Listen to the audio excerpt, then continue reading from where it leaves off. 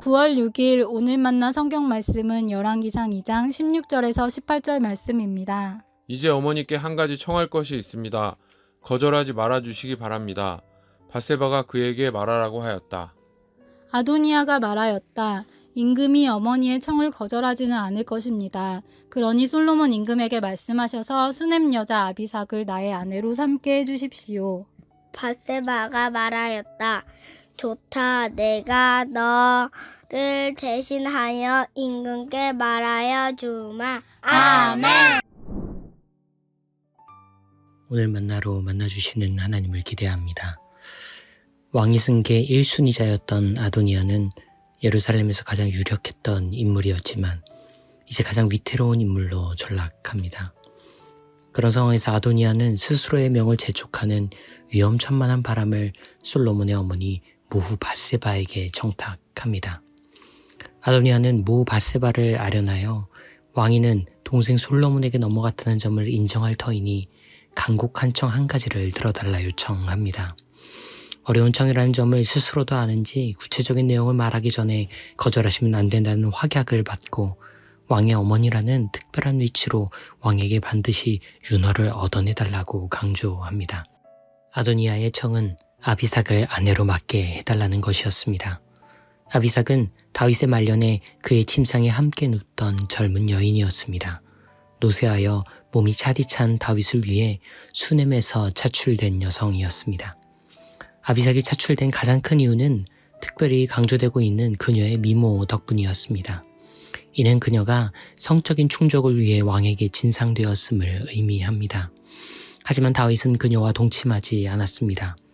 어떤 이들은 평생 성적 방종에서 벗어나지 못했던 다윗이 노년에 거룩과 성숙에 도달하여 아름다운 여인이 같이 누워도 성관계를 하지 않는 경지에 이르렀다고 해석하기도 합니다.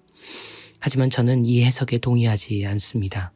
만약 그런 고결한 차원의 절제였다면 오히려 아비삭을 곁에 눕히려는 신하들을 꾸짖고 그 제안을 물리쳐야 옳습니다. 그저 몸을 데우기 위해 한 여성의 혼사와 인생의 가능성을 완전히 차단할 수도 있는 조치에 동의한다는 것은 거룩의 상식에 맞닿지 않습니다.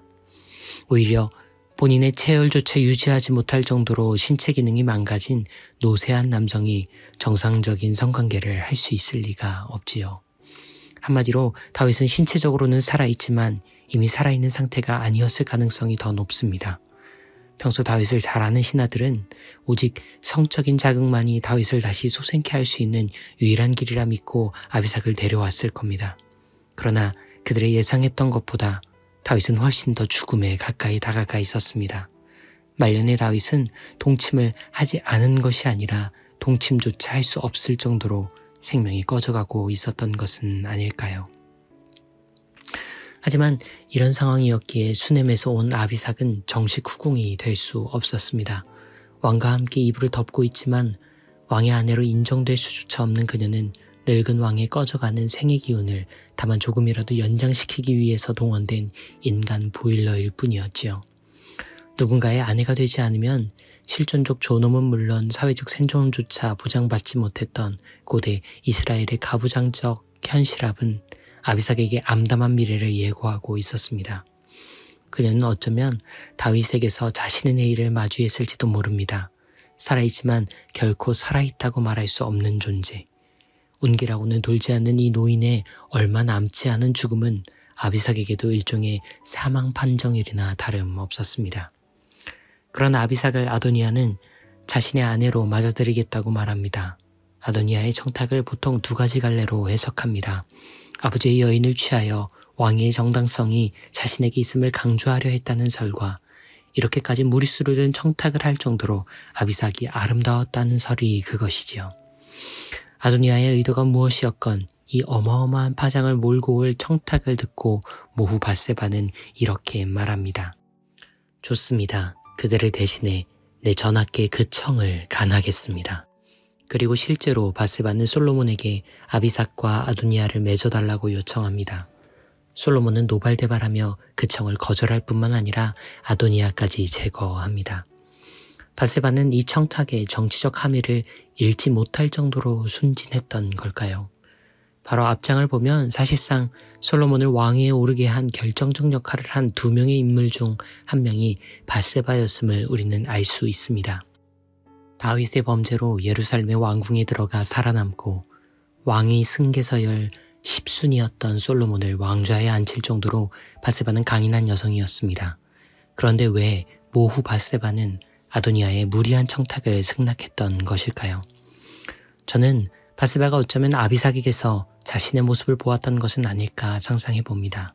두 여인은 모두가 성군으로 떠받드는 왕 다윗에게 성적으로 착취되고 대성화된 여성들이었습니다.